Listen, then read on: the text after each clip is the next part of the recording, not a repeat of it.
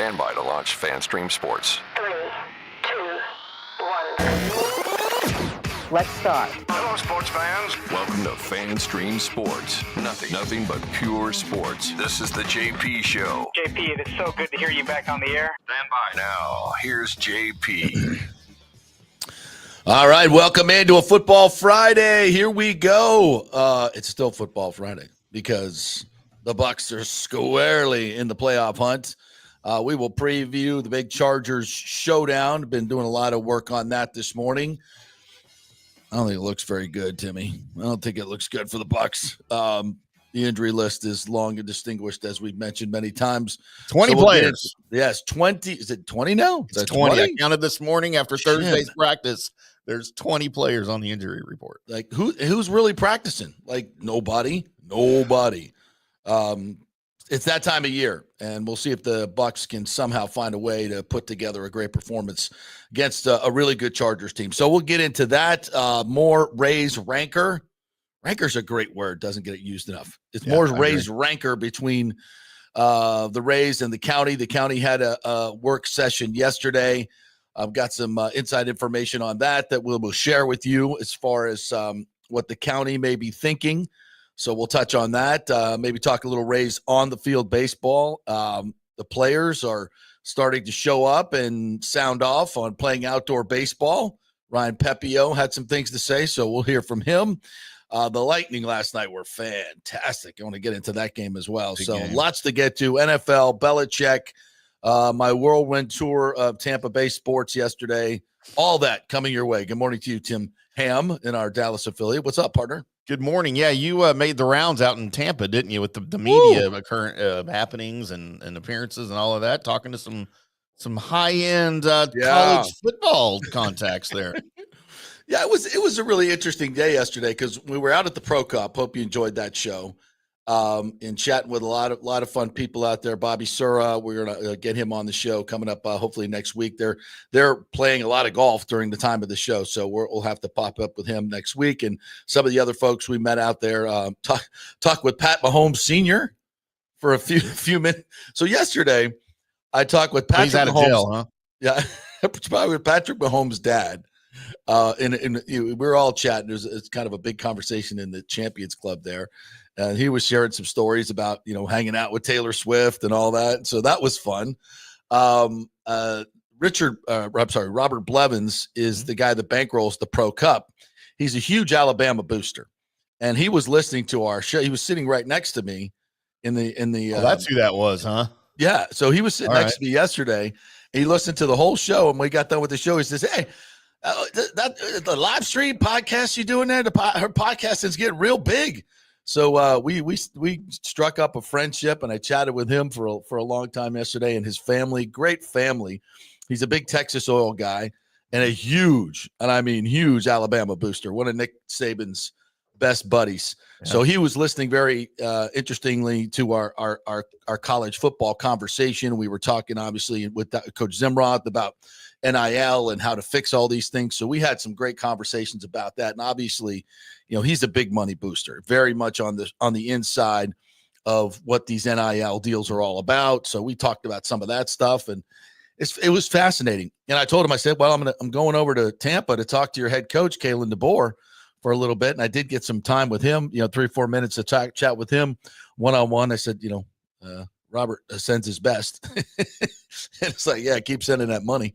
Name dropping with Kalen DeBoer. That's high tone right there. I thought throw that out early, so he just didn't dismiss me as another schmuck, media guy, just to want to let him know that, I'm friends with the purse strings, just so he knows. That's always a nice little power play, right? Great. So he did. So he gave me, he gave me a few minutes. We talked about, they're going to be working out at Berkeley, and they've got one of their players is from Berkeley. So he said, yeah, I'm here in Tampa quite a bit recruiting.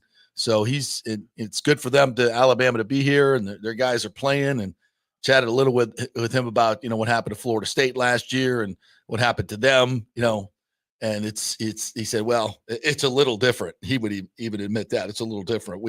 It's the difference between being a 12-team playoff and a 4-team playoff, because obviously FSU would have got in last year. But so, yeah, a lot of interesting conversations yesterday. Then I went over. I was at the ReliQuest. Saw a lot of great folks over there. Our good friend Paul Thomason from Extravaganza Productions, and of course, ran into Brian Ford from the Bucs and chatted with him. He's headed out to L.A. With the Chargers. That's going to be that's a big corporate trip for a lot of their sponsors. Yeah. And then last night, Ryan Neese had his party at the Orlo, and he is since he hasn't played in Tampa since 2006, I think. Yeah. He still every year holds his holiday party and has donated millions of dollars to local charities, mostly in the Pay It Forward campaign that he has done, and continues to impact this community, which is crazy. But just, the type of people that like Ryan Neese, and he brings in a lot of his former teammates were there last night. Anthony Beck there had a nice little conversation with him about Rocco, and, his son obviously was highly sought after. There are a lot of major teams that thought they could go in there in Iowa State and poach Rocco away. There was a lot of interest. But Iowa State stepped up, and he was loyal to his team, so he'll be sticking around. Anthony interviewed for the West Virginia job that went to Rich Rod. Really? Yeah. Interesting. So, yeah, very interesting. And they go with a retread and said of a guy who I think is a real up and coming. I think would make a tremendous college coach, college coach, and I think he'll get a gig here soon. He's done he's proven himself in the XFL as one of the better coaches, administrators. He knows the college game, obviously, with his son having been, highly recruited many times now. So it was a very interesting day. It was a very, very interesting day to get a lot of background and that we can hopefully bring to the shows from time to time. You meet these people, you network with them, you stay in touch with them, and that's where you can get some really, really good information. So it was fun. Fun day yesterday, and I'm exhausted. It's too many open bars yesterday. I thought you might be doing the show this morning from your pillow, like just on your phone, You're gonna set it up on your nightstand, and all right, Tim, I'm just here. Oh, I was saying to myself, boy, what if Timmy was in town yesterday? What if he was tagging along to all these open bars? Man, that might have been real trouble. Because it would have been a really fun show today. I don't imbibe like I used to. I just can't do that anymore.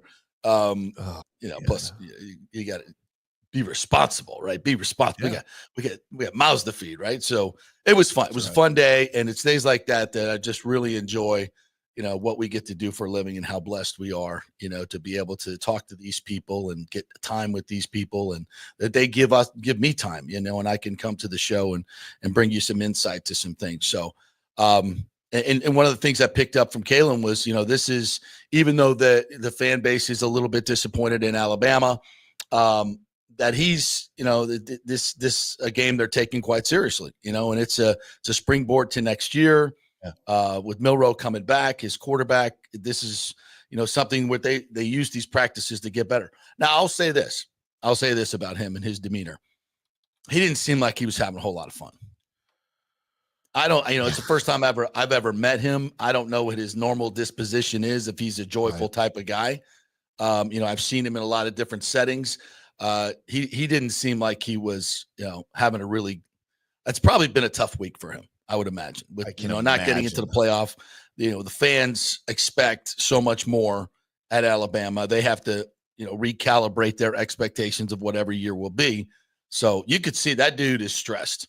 And Sharon Moore was like, hey, happy to be here. We're 6-6. We beat Ohio State. We didn't even think we were going to a bowl, and here we are. So he was having a hell of a time. But that's a great matchup. Alabama and Michigan. That's fantastic. Well, and DeBoer's under increased pressure now entering the bowl game, because what if you lose to Michigan in the bowl game? Ooh. And Alabama's an 11.5-point favorite. They're minus 480 on the money line.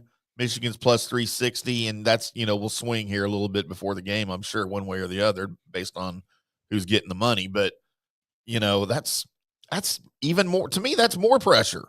Yeah. Because Michigan's coming off that huge win at Ohio State that nobody saw coming. I didn't see it coming. Yep. And they're hot and they're confident right now because they got nothing to lose. Sharon Moore has nothing to lose going into the ReliQuest Bowl. No holds barred. Yep. Yeah. So I can only imagine. That's going to make that fun. That's going to make that a fun bowl game. And I think, I would say Alabama deserves to be an 11.5 point favorite. They should beat this Michigan team. They really can't endeavor into the forward pass very well. So they should be able to do that. But that's what we said about the Ohio State team and that game, right? And Will Howard had the worst game of his life against Michigan, but credit Michigan, right? I mean, credit Michigan, absolutely. They can do the same thing against Milroe. It's entirely possible.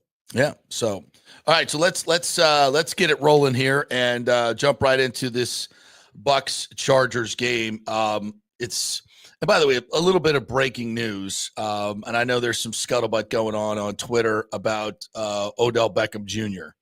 possibly being reunited with Baker Mayfield, and as the Dolphins have waived him.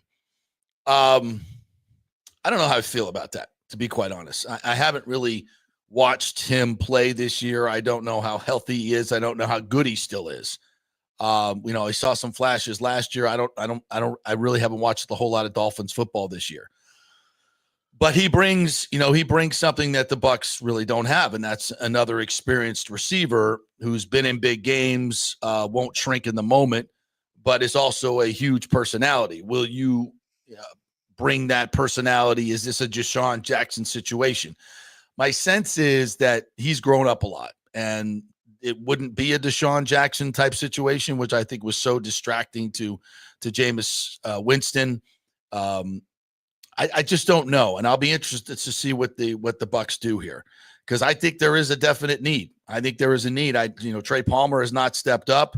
Jalen McMillan obviously had a great game last week, but was that kind of a flash in the pan, or is that something we can expect from him? Sterling Shepard is starting to show a little something. But Odell Beckham Jr. is on another level, or at least he used to be. So I'm not sure. This is something where, you trust Jason Light to do his due diligence and figure it out, but it's an opportunity. What do you think? That's the key for me. He used to be that guy. I personally don't think he is anymore. That second knee injury that he had in the Super Bowl with the Rams, and that was by far his best season. Mm-hmm. I was down on Odell Beckham Jr. I was not a fan of him with the Giants. Obviously, was not a fan of him in Cleveland. He got hurt. Then he goes to the Rams, and that season I became an OBJ fan. When he was with the Rams. It was a different cat. He was different. Sean McVay had him under wraps, and I think he played. He was a huge contributor to that Rams team that won the Super Bowl. Agreed. Including in the Super Bowl until he got hurt. But I was covering the Ravens that year, 2023, when he came back and played with the Ravens, coming off the injury. And if you recall, there was not a lot of free agent interest in OBJ. He worked out for a few teams. Right. He had some group workouts where there were several teams at one workout because nobody really wanted to book him to come into town. There was not a lot of interest. And it turns out it was warranted, because on a team that cried for wide receiver help with the Ravens in 2023, he didn't play that well. Yeah, he was not a difference maker. 35 catches, 565 yards, 3 touchdowns. He was nowhere to be found in big games. He disappeared. All right. Now he's a free agent again this past offseason. Again, no huge interest. The Ravens didn't ask him to come back again on a team that had just drafted Zay Flowers with a hopeful rookie who ended up being really good. But, you think you would want some veteran help. Right. And a good coaching staff too, right? It's a great coaching staff that really knows what it takes to win in big moments. And if they didn't think, zero interest. It's a great point. And then this year, 9 catches, 55 yards across 9 games with the Dolphins, who needed wide receiver depth, and he was nowhere to be found. And I think I'm a fan of his, covering him with the Ravens. I haven't had personal interaction with him, but I was hot on his trail from season. And I'm a fan of the guy. I wish him success. I wanted him to be good. I just think he's done. And I agree. I believe there's a little bit of baggage there still.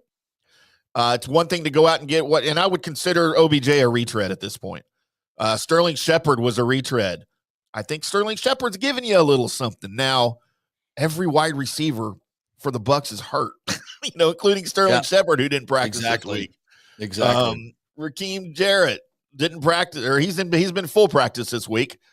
He needs to step up. You mentioned Trey Palmer. There's guys there that need to do it. I just don't think you need to bring in OBJ. I don't think he's got anything to offer. Yeah. I would agree with that. And I know a lot of people are talking about it, and I know this list is, we're going to get into this list here. It's long, but you got to think about it this way. You got to bring him in. Now, there's some familiarity with the offense, obviously. So there's, that's kind of a lower learning curve, but you're trying to develop Jalen McMillan. You're trying to even get something out of Trey Palmer. Sterling. And you have the Baker connection, obviously. Reunite him with Baker, which I'd like to talk to Baker behind closed doors to see, do you want him here? Mm-hmm. Yeah, and that's the thing. So you trust Jason Light to do his due diligence to figure this out. I kind of agree with you. I think especially coming off a game where you saw some life from these guys and they're starting to make plays in the clutch. I think if you bring in OBJ, you kind of short circuit all that stuff. And I think we ought to, still keep an eye towards the future. This is not a team that's going to win the Super Bowl this year. When Chris Godwin went down, that ended that, that slim chance that you had to make a run with an offense dominated team with multiple weapons that could just outscore teams and maybe play average defense and take a deep run. That, to me, that went out the window. Yeah. But you still have a chance to make the playoffs, maybe get a cup, maybe get a win, a home win. Unlikely it goes much further than that. Even if you can get that home win, are you going to beat a Vikings team? Are you going to beat a Packers team? And we'll find out this week if this Bucs team that could hang with the better teams earlier in the season, beat Washington, beat Detroit, beat Philadelphia. If this Bucs team, this battered and bruised Bucs team, can beat a team with a winning record, beat a good team at the Chargers. My sense is they can't. We'll see. I hope they do. I'm very much obviously hoping that the Bucs win. I think it's a tall task. I think it's a very tall task. And here's the reason why. I'm looking at this list right now. Ben Bredesen, limited, did not practice Wednesday, limited Thursday. KJ Britt, ankle injury, did not practice, likely won't play. Mike Edwards did not practice, likely will not play, safety. Mike Evans has not practiced this week, hamstring and calf injury. Greg Gaines did have full practice yesterday. William Golston went full. Logan Hall went full. Josh Hayes, another defensive back, did not practice and limited on Thursday. Bucky Irving has not practiced in weeks. He's played, but didn't finish the game last week. I'm not sure he's playing this week. We just don't know. That back injury, they tried to loosen it up. He's also got a knee. He's also got a hip. Christian Izzian, defensive back, who played like 16 positions last week, hasn't practiced this week. He's got a groin injury. Those things don't get a whole lot better. Raheem Jarrett has a finger, but he's practicing. O'Keefe is practicing, but he's got an ankle. J.J. Russell, once again, limited and couldn't play last week. We're down to what? Three healthy linebackers. Sterling Shepard did not practice either day. He's got a foot injury. Tyke Smith was limited. He obviously played huge last week, but is limited this week. We don't know how much worse that injury is, that knee. JTS, Marquise Watts, banged up, but practicing. Antoine Winfield is not going to play at safety. And Tristan Wirfs did not practice, probably, as he told me after the game last week about the knee, that it's hard. He took a shot last week. The first 3 quarters, he can handle the pain. Fourth quarter is a little tough for him when it starts to wear off. So he's probably playing at about 50%. So, I mean, that's a lot. It's a lot when you're going up against the number 1 scoring defense, a very, very physical Rams football team that is going to punish you. It's a Jim Harbaugh, the Chargers team. It's a Jim Harbaugh team that is, going to shorten the game. It's going to physically try to pound it and then loosen you up for play action with a very talented Justin Herbert at quarterback that can throw the ball downfield. Doesn't have great targets. They drop a lot of footballs, but they win enough. They score enough to win. They should have beat the Chiefs. The Chiefs got the doink this past Monday Night Football to win it. But it's, again, a very good physical football team that does not make mistakes. So was Justin Herbert have 1 interception this year? They don't turn the ball over, and they get turnovers. They have a ferocious pass rush coming off the edge with Joey Bosa and Khalil Mack. They had 3 sacks last week of Patrick Mahomes, really limited the Chiefs' offense. They're really, really good. Now, J.K. Dobbins is not playing. Gus Edwards will get most of the run. Their run game is not fantastic. I think it's a low-scoring game, and the team that commits the least penalties and mistakes will win, and that's typically a Jim Harbaugh game. Like, that's his type of game. If they can get into a little bit of a track meet, if the Bucs can get to 24 points, I think they can win. But this team's averaging giving up 16 points a game. And they're physical up front, and this Bucs offensive line is suddenly banged up on the left side. It's a lot. It's a lot. The trip to go out there, obviously, the 6-hour flight with all these injured players. They're on a 3-game win streak. And here's the thing.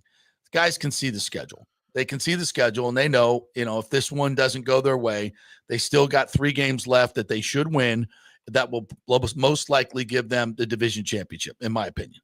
So this is the game you're worried about, right? On the remaining schedule. This is the one that scares you the most.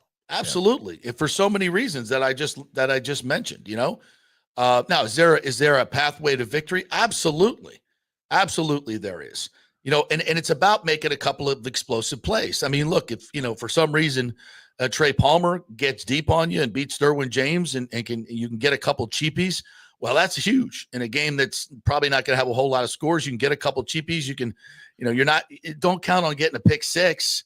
This defense isn't turning it around and giving you short fields. That's unlikely. Right. But you can get, this is a very good Bucs offense. They can get explosive. Rashad White is playing really, really well. If Bucky Irving can play and be explosive, then they got a shot. You still have Mike Evans, who obviously can do some damage. So yeah, there's a pathway. This is not a terrible Bucs team, but they're just really, really beat up right now. And as Todd Bowles said earlier in the week, is smoke and mirrors right now on defense, trying to figure out schemes to slow teams down. But this ain't the Raiders and Aiden O'Connell. This ain't the Panthers and Bryce Young. This ain't the Giants and Joey Bag of Donuts. Okay, this is Justin Herbert and the Chargers, a playoff team with a very good coach that doesn't make mistakes. It's a tough ask, and we'll see. We'll see if the Bucs can get it done. This is one though that if I'm going to play the game, I'm going to take the Chargers and the under in this one. I think they win this game 20-10, 17-7, something in that range. What are your thoughts? latest news out of Los Angeles this morning on Herbert is that he's going to fight through it and play on Sunday. That's what he's planning to do. That tells me he's not 100%.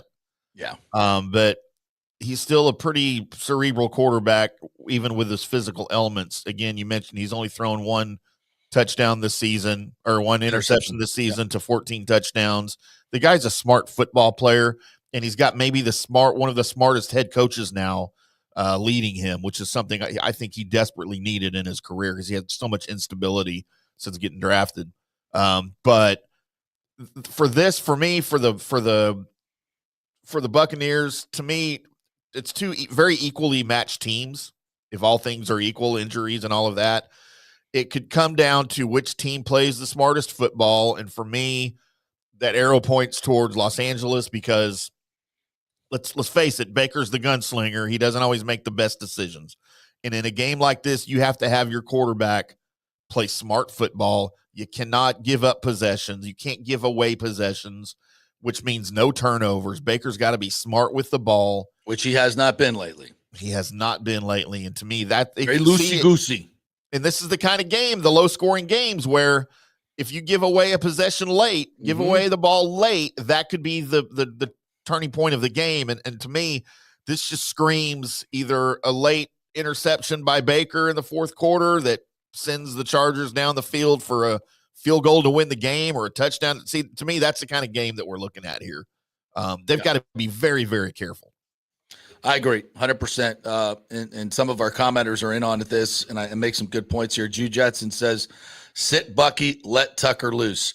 I'm with that right there. If Bucky's he hasn't been able to practice in weeks, and he's a game time decision. This is the chance to use your depth with a guy who won NFC Offensive Player of the Week Let Sean Tucker carry the load here and split it with Rachaad White. And he is obviously a guy that can get explosives. He's done it in this league. Let's see more of him. I said this after the game last week on the post-game show with Peter if I've got a bunch of guys that are 50-50 and I'm trying to triage them every week to see who we can, package up and with duct tape and guide wire and just get them out there. I'm like, maybe this might be a time to rest a couple guys and make the run down the stretch. I think that's a smarter play. I'm not saying give up the game, give away the game, but if guys are if you're really straining, like, come on, Bucky, we got to have, I don't think this is the week for that. You got 3 games, 2 of them are you got the Cowboys, and then you end with 2 home games, right? So you got 2 games that you have, or 3 games that you have to win. So I don't know. Well, yeah, this is, and I'm not saying I don't think the Falcons are going to run the table. I really don't. 9 wins might be good enough. The Falcons are reeling. They are reeling. Kirk Cousins has been awful. Yeah. And if they go to Michael Penix, what does that to give you a boost, or does he make, is he ready to play in this league? I don't know. I mean, and Raheem Morris is on record late this year, recently, I think in the past couple of weeks when asked, because he's been obviously pushed about it by the press, saying that Michael Penix's time will come. It's not now. So they have no faith in Michael Penix to come in and fix this thing right now. Right. So don't look for that. So right now for the Bucs, it's trying to get a little healthier and see if you can make that stretch run, which I think is much more likely. A Bucs basement said, I saw the injury report and I put money on Herbert over yards in Chargers money line because it looks like JTS, the pair of shoes, is going to play, and Ryan Neal is as well. That's right. Ryan Neal will be elevated, I think, this week to play. Yikes. That's where we're at. There's not a lot of things that are trending the Bucs' way. Doesn't mean they can't win. It's the NFL, but a lot of these things are just not trending their way. Mark Breslow says Odell constantly complained about Baker when he was in Cleveland. It led to Odell's eventual release from the team because it became toxic. OBJ will not be coming here. Right. And I saw a lot of people talking about it. It's what I wanted to bring it up and kind of debunk it.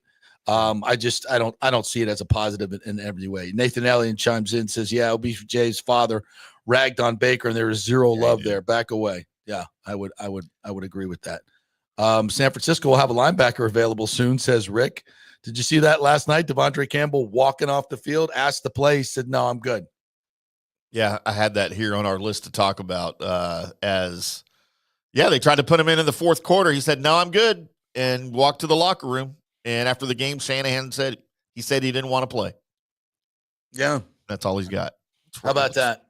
Pulled a Antonio Brown. Yeah.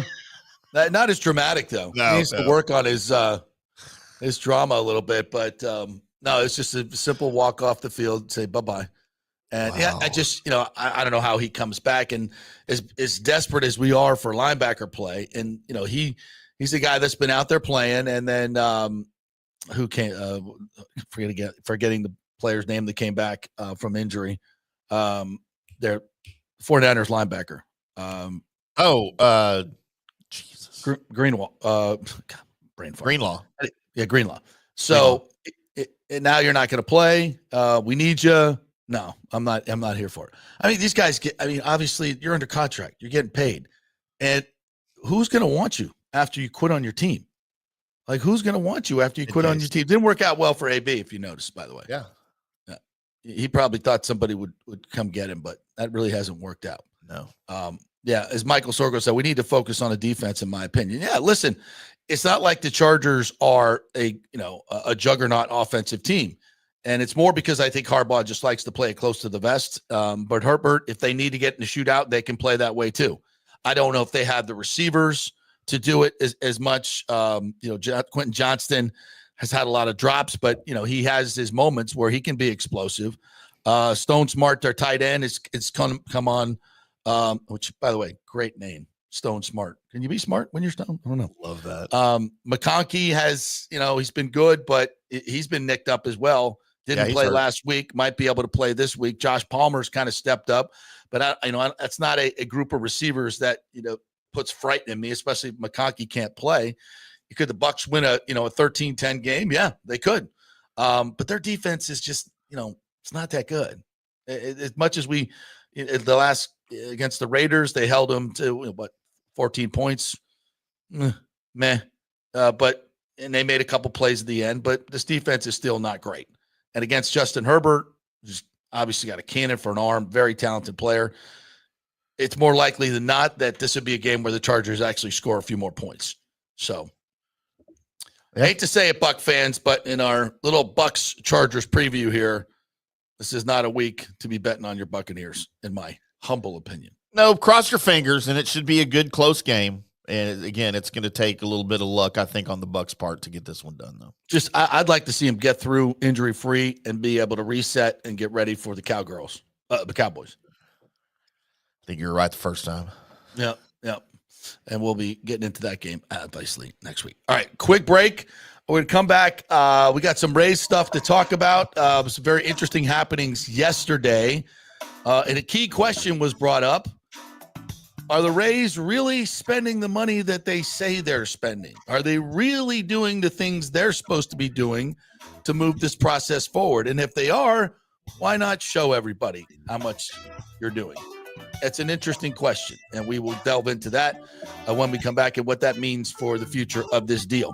We are brought to you by the Jeeves Law Group, JEEVES lawgroup.com. We are in the Jeeves Law Group studio here this morning in beautiful and somewhat chilly South Tampa. If you have been involved in an accident, you have any legal questions whatsoever, they will give you a free case evaluation here. Phenomenal attorney and Scott Jeeves. Get them on your side. Insurance companies don't like to see the Jeeves Law Group come, but they really don't. That means good things for you. That letterhead carries a lot of weight. Oh, yeah. That'd be like, oh, shiz. Jeeves Law Group, JEEVES lawgroup.com. Back at 3. Hey, it's football season, and we welcome back the Gator Report every Monday and Friday, sponsored by the Jeeves Law Group, JEEVES lawgroup.com. Just go to the website. You can contact them through there. Scott Jeeves is a tremendous, aggressive attorney and a big Gator fan, so we appreciate him supporting this show and, of course, your Florida Gators. They are local, they are trusted, and they get results. Whether it's personal injury or anything else, any law matter at all, it's the Jeeves Law Group, JEEVES lawgroup.com. Give them a call. Tell them JP sent you. So many of our Tampa Bay neighbors are finding out the hard way from Hurricane Helene that homeowners insurance does not cover flood damage. You must have flood insurance. It's a separate policy. Immediately call Italiano Insurance at 813-877-7799, and they will shop around to find the best policy before rates go up. Lock it in. Over 60% are underinsured in Florida, or you're not getting your discounts that you're entitled to. So do an insurance checkup at Italiano, and they could save you thousands of dollars. Italiano will make sure you're with a highly rated insurer, so there are no surprises in your time of need. Our hearts go out to all our neighbors devastated by Helene. These are the times we're proud to protect all the pieces of your life. Italiano Insurance, 813-877-7799.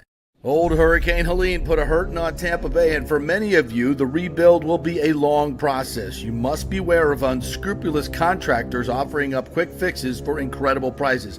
It's a scam. So go with long-standing, reputable companies like Third Generation Plumbing and AC. My friend John Rodriguez has been serving Tampa Bay since 1995 with hundreds of 5-star reviews. If you need a new AC system or any home repairs from Helene, they will work with insurance companies to get you taken care of quickly, expertly installed, of course, and a 1-year maintenance plan and 10-year warranty included on all AC units. 0% financing for 60 months. Contact them at thirdgenerationplumbing.com or 813-961-8024. That's 813-961-8024, thirdgenerationplumbing.com. Ciao, Paolo Tini here, owner of Caffè Paradiso, one of South Tampa premier traditional Italian restaurant. We were recently voted number 3 on Open Table list of Tampa Bay's top 10 restaurants. We're very proud of that because we take great care of preparing each dish by hand with homemade sauces, pastas, only the freshest local ingredients. You won't see the big institutional vendor trucks pulling up to our back door. We get our seafood from local vendors. Sometimes I even drive out to Topper Springs and pick out our daily catch right off those boats. So stop by and say hello. Try our traditional lasagna, the fresh veal, some of our signature dishes like capelli al granchio, that is angel hair with lump crab meat, our branzino, that is a sea bass. We're located at 4205 South McDill, and you can make a reservation on Open Table and read all the great reviews. See you soon. Ciao. Grazie. Let's go. Right now. Back to the show on FanStream Sports. All right, welcome back to the JP Peterson Show here as we come to you live from our South Tampa studio. Tim Ham, IndyCar Tim from our Dallas affiliate, DSP Media, in Chile, Dallas today as well. We thank you guys for jumping in. Don't forget to please like and subscribe on our YouTube page, FanStream Sports and the JP Peterson Show. Also, our new X account at the JP Peterson Show. Please jump in there as well. And you can interact like so many people are doing with our Rays post this morning. You can always interact on YouTube and Facebook as well. So lots of ways to interact with the show. And we really appreciate you guys watching and interacting. And we like to get to all of our comments when we can. So we appreciate you guys. Keep them coming. Yes. Good stuff. Because there's no us without you. That's right. Very nice. All right. So yesterday, and by the way, we're brought to you by the great folks at Italiano Insurance. Let them shop your homeowner's insurance, your auto insurance, your business insurance.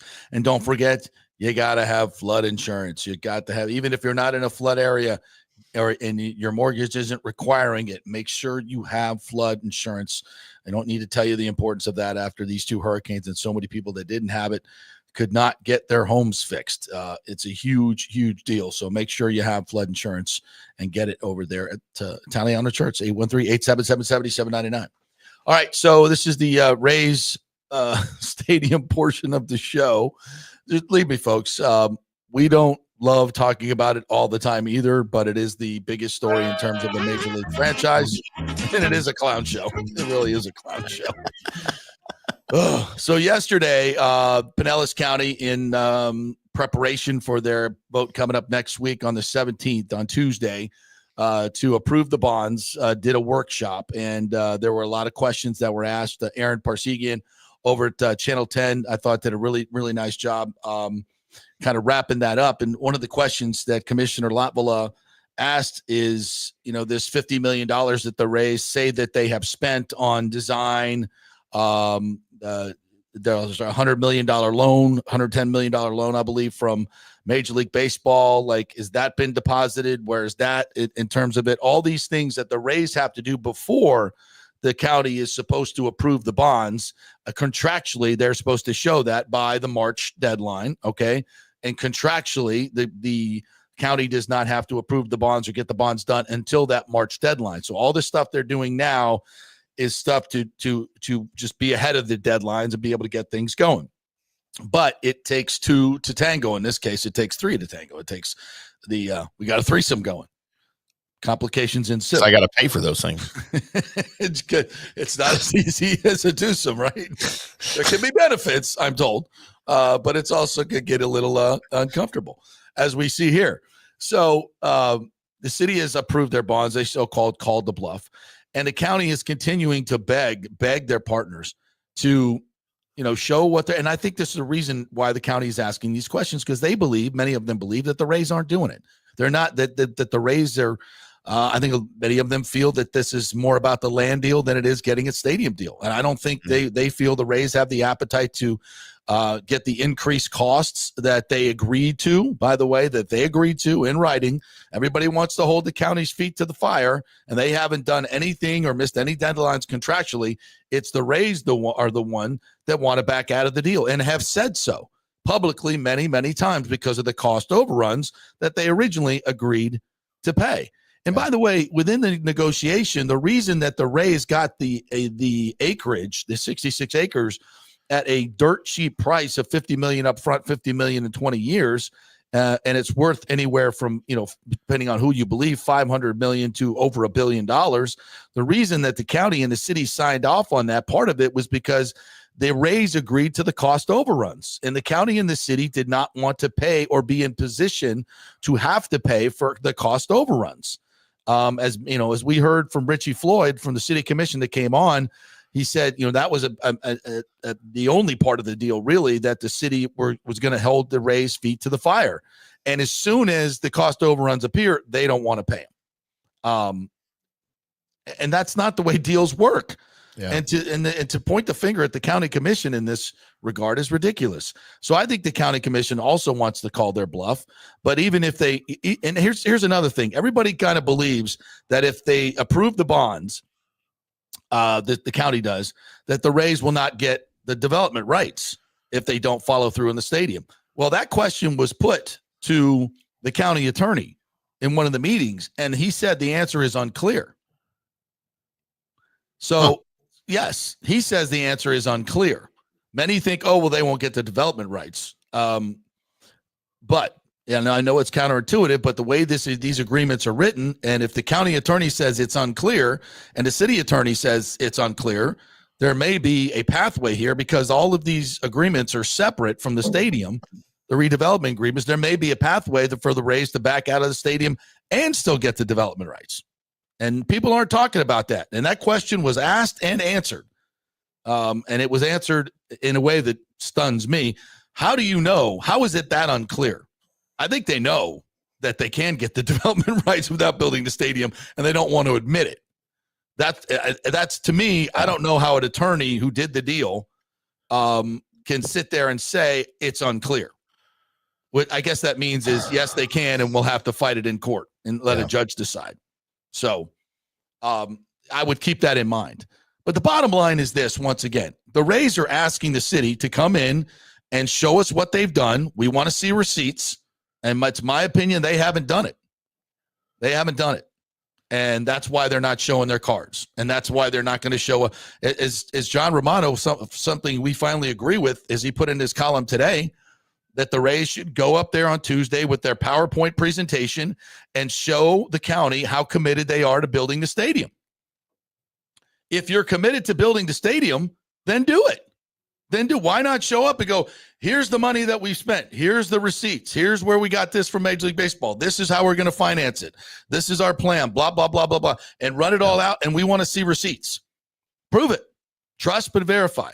Yeah. Do you think they'll do it? No, they won't, in my opinion. We'll see. But I think that's highly doubtful. And if you're going, and again, I say this, and I've said this many times, if you're going to do a $6.5 billion project that's going to last 20 years with a partner, and this is how you're beginning your relationship. You know, when the Braves did their deal, they said, we're going to pay for cost overruns. And you know what happened when the cost overruns came? They paid for them gladly because they were getting such a great deal. They're like, yeah, we got it. No problem. We're doing fine. Thumbs up. Now the Rays come in like, nope, we want more. And the deal that the Rays got is way better than the deal the Braves got. Way better. The Rays got everything. They don't have to pay rent, any meaningful rent. They don't have to pay rent. They don't have to pay real estate taxes on the stadium. There's all the revenues go to the Rays. It is a horribly one-sided deal. And they still want more money. The city says they ain't going to get it. The county says they're not going to get it. So all of this leads to this deal ain't getting done. It's not getting done. And for those who say, oh, just approve the bonds, the county, and it'll just, everything will get back on track. No. The Rays don't have the money. And we got a lot of things on Twitter here today, people, talking about the bankruptcy of Diamond Sports, and the Cardinals had to take a haircut of 25%. Don't forget, Stu got a lot of this money up front. That was the money that went into the other $500 million account that he took from his partners. That was part of the lawsuit, allegedly, that he had to settle out of court because he didn't want to go to a jury trial, and that's where it was headed, and he's probably going to lose it. RJ Lehman says, I believe $200 million is what they are claiming as the funding gap for the stadium. Question they should answer is how much of that gap is actually the result of the haircut they took on the TV deal in bankruptcy. And again, I think there is some of a haircut, but they still have plenty of money to pay for the cost overruns, and they agreed to do it. It's pretty simple. Anthony Close says, I meant no way is we shouldn't give them more money. Per usual, the Rays haven't disclosed anything that shows their cards. Exactly. Chris Lopfula, the commissioner, chimes in on our thread here. He says, the estimates for the Vegas stadium increased $250 million a couple of weeks ago. I'm sure it's just a coincidence that a 60-day delay cost the Rays $200 million.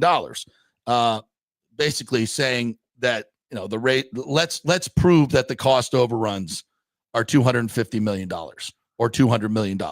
If you're saying that's what it is, then you must have some information and numbers to back that up. Come to the county commission and show us what it is. Will they do it? Doubtful. Ray Train says the Rays will have to show the city and county their TV contract because I wouldn't be so sure that they actually lost revenue from their Diamond Sports deal. I think they did lose a little, but there's the other thing. Like the Cardinals, there's ability now to go make that money back in local sales. Yes, you may have lost that money, but it doesn't preclude you from going out and selling sponsorships to get that money back. And guess what? You might make more. I bet the Cardinals will. It's just not money lost to just throw up your hands. It's not guaranteed money that you may have had, but you still now have the opportunity to do what the Cardinals are doing. Put their game. I think they're doing it on a local television and putting it there and streaming and getting cable rights and all these other deals that you can now do and get even more in your media rights deal. There's an idea. And you think if the Rays did that moving forward, they would say, "Oh, we made up the lost money, so here's we'll give it back to you." No, that's not happening. Florida Sports Team Apparel says the Rays are getting the land deal. No way they back out. So the only thing the county can do to actually help the citizens is at least guarantee the Rays are here. It's either land deal with a baseball team or a land deal without a baseball team. But the Rays aren't backing out. Again, I don't think it guarantees you the stadium gets done if they approve the bond deal. And that's from the county attorney. It's unclear. And I still think that I disagree with the assumption that if the county does their deal, that all of this is going to happen. It's going to be built. No, there's still a huge funding gap. And where's that going to come from? And again, how in the hell do you do a deal with the Rays where there's any remote possibility that they don't build the stadium and they get the land deal? Like, whose idea was that, Mayor Welch? Or whoever negotiated this contract? Why in the world? And I've been talking about this for 6 months, by the way. This is nothing new. When the first contract came out, and the folks at NoHomeRun.com had the former city administrator and county administrator look at these contracts and former mayors, one of the things they brought up is why are these all separate agreements? Why is the building of the stadium and the financing of the stadium separate from the redevelopment deal in terms of tying them together and forcing the Rays to build a stadium? Like, that was an original red flag. And what do you know? Here we are, months later. That's stuff that should not. This is not hindsight is 2020. It's like that should never have been negotiated. And you need to ask questions like why that was allowed. And once again, the deal so bad. So there was another post from Commissioner Lavilla. Yeah, and this is true. He says the Rays made money year over year for years because of revenue sharing and their TV deal. I am sure this year may be different. But yes, I mean, if you've made hundreds of millions of dollars in profit, where'd that money go? It certainly didn't go into the team in payroll. Where'd the money go? I think we know where the money went. Okay, we know where the money went, in his pocket. And has been for so now you like, oh, we're down this year, so we can't spend money on payroll and we can't make up the funding gap. What? Like, what about this? We're not looking at 1 year's revenue that's going to blow up. It's a 30-year deal, and you've owned the team for 15 years and made hundreds of millions of dollars. It's not a 1 year deal, and you can sit there and say that as a talking point. Oh, revenues are down. We can't. Well, where'd the other money? When revenues were up, what'd you do? Where'd it go? Where'd it go? Yeah. All right. So that's and Tampa Jocko says this. I'll end up here. Bad partnership. Rays are not putting their best foot forward with the citizens of Pinellas. If it walks like a duck and quacks like a duck, guess what? It's a duck. And I think that's, again, this goes back to where are we in this partnership? This should not, when the Braves did their deal, and I was working in Atlanta when that happened, you felt all the parties were working together as one, and they got it done in 2.5 years, folks. Cost overruns, we got them. Let's go. Let's keep building. We got money. We're going to make money. Let's move forward, because you had willing, honest partners. This is not the case here. And if you're the city or the county, and now you painted yourself into the corner with a terrible deal that you signed, and you're trying to, because trust me, if the Rays didn't get development rights, if the city or county backed out, they would have already backed out. Yeah, they would have already backed out. Which tells you this is a horrible deal, even if it goes forward. So, and this is where a lot of the conversation needs to be. Why the hell did we do such a bad deal that we're in this situation? And if you don't think the Rays were planning this, I got news for you.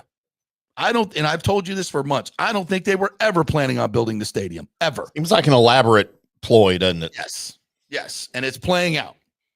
And if the Rays show up on Tuesday and say, you know what, we've got all these intricate designs that we've already done, which they've said they've done the work, and they had to halt everything, and people were moving here, and we've done all this work, and we've spent $50 million.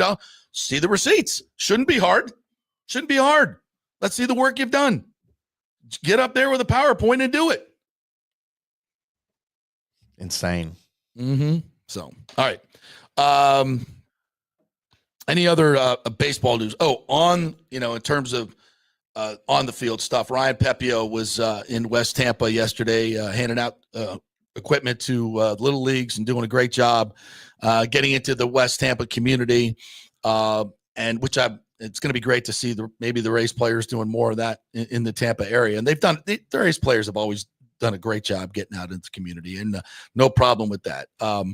But Brian Pepio even said, yeah, we're really excited to play outdoor baseball, to come over to the Tampa side and be part of this baseball community here. The players are excited about it. The stadium's going to be packed. It's going to be a great vibe.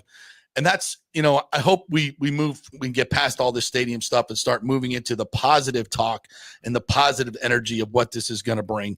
And it's good to hear the players starting to talk about it.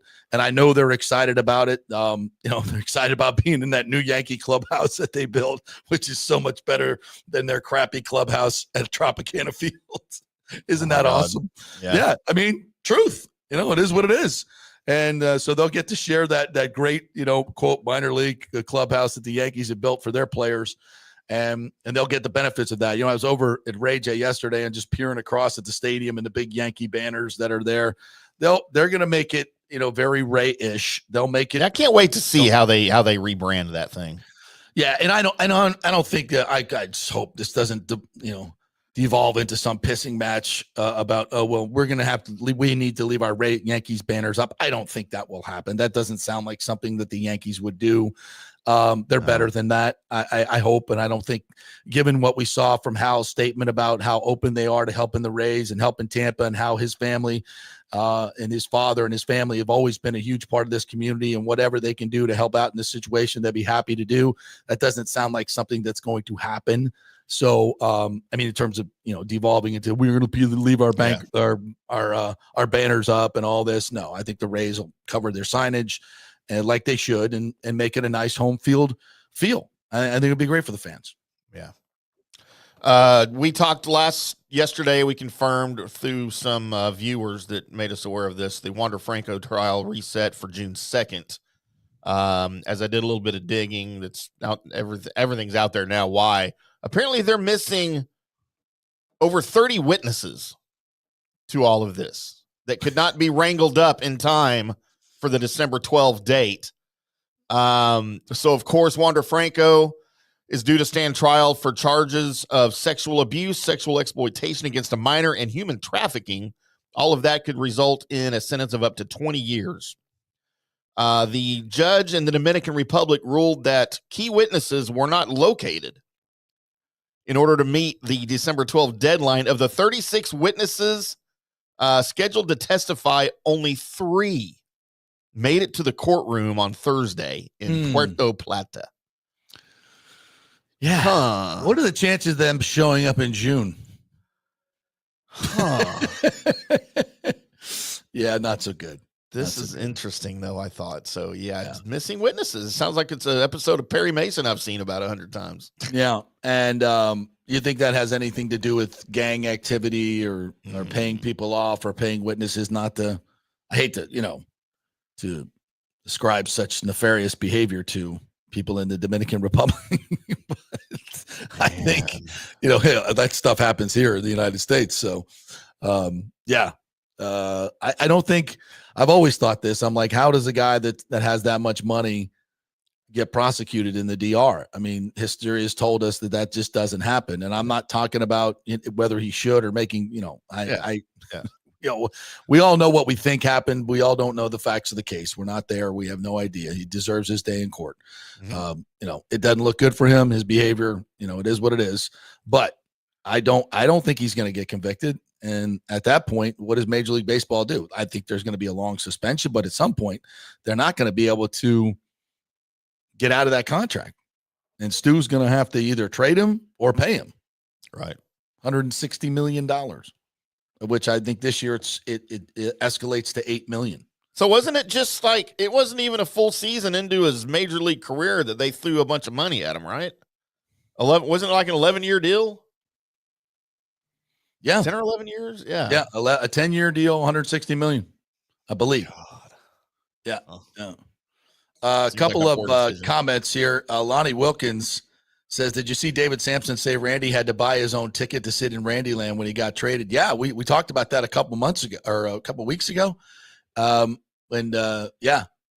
to buy his own ticket to sit in Randy. I don't know if the Rays have made a comment on that, but that's what Randy said.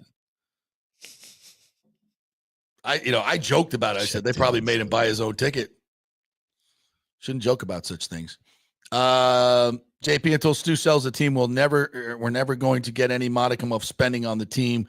We have one of the two cheapest owners in MLB. You're absolutely right. Lonnie says, send the drones after Wander. What the hell is going on with the drones? There were more videos that came out last night. They're over Connecticut now.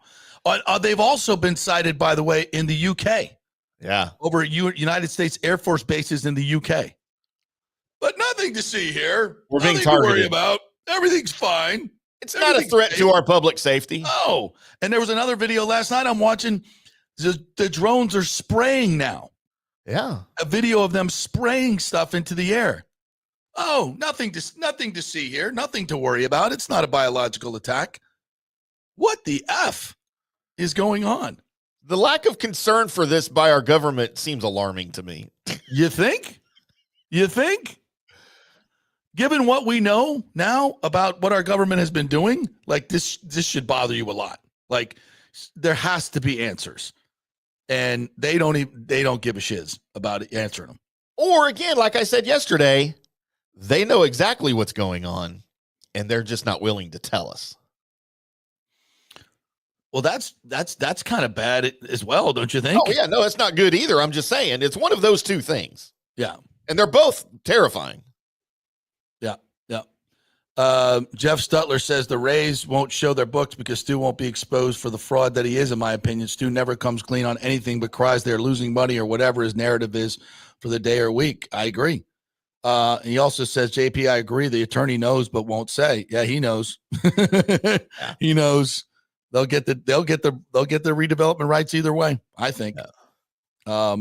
But I also think Major League Baseball, I think it's part of what Manfred was doing, meeting with the mayor in the county, and I do have some insight on this. I don't think Major League Baseball wants to be part of that, where he gets the redevelopment deal and basically gets all that money from the city and the taxpayers in Pinellas and St. Pete. That's not something that Major League Baseball wants an owner to do, to defraud the public like that. No matter how good he did his contract and how much they want. And this is why the blame game has been going on the county. Because in the end, they're going to say, look, if the county just would have done what they were supposed to do, we wouldn't get these redevelopment rights. It's on the county. And that's not, no, sorry. I know that's what they're going to try to say. And, they have people in the media that are going to back them on that have been pointing fingers at the county, even though they've missed no deadlines. But that's not true. It's not true.